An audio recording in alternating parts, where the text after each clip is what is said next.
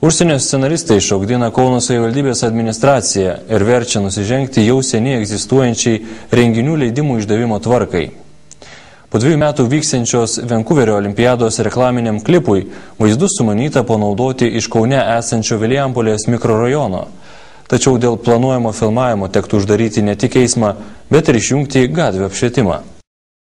Prašymas leisti 3 Vilijampolės mikrorajono vietose vykdyti filmavimo darbus gauta šįryt. Tuo tarpu scenarijaus autoriaus galvoje sudėliotų vaizdų filmavimas numatytas jau po dienos.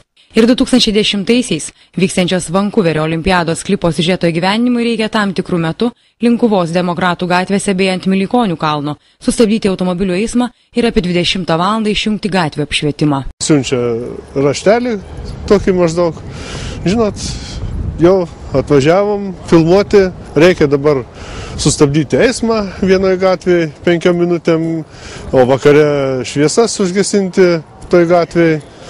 Tai aš jam paaiškinau, kad čia taip paprastai nesidaro, kad tai yra ir renginių organizavimo komisija yra ir reikia gauti leidimą. Miesto savivaldybėje renginiams leidimai išduodami prašymus pateikus prieš mėnesį. Deja, šiuo atveju siūloma nusižengti galiojančiai tvarkai ir sutrikdyti eismą bei apšvietimą Vilijampolės mikrorajone.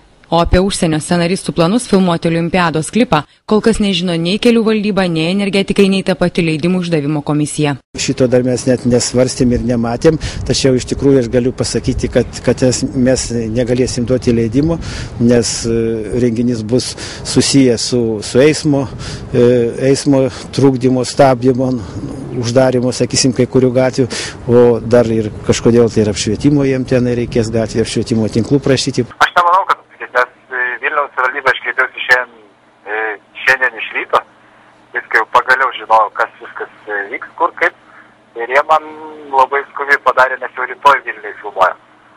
Tavrasme, tokiam dalykai kaip olimpinio klipo filmavimui, labai stipriai nieks netrukdo. Užsienio scenaristų sudėliotas po 2 metų vyksiančios olimpiados vaizdo klipas bus rodomas tik Kanadoje. Kūrinyje nebus akcentuojamas nei Kaunas, nei Vilnius. Todėl spėjama, jog realios naudos iš reklamos svetur Lietuva negaus. Kiek keistai atrodo pasirinkta ir filmavimo vieta. Vilijampolės mikrorajonas ne vienas gražiausių miesto vietų, tad Kauno reprezentacijai vargu ar tinka.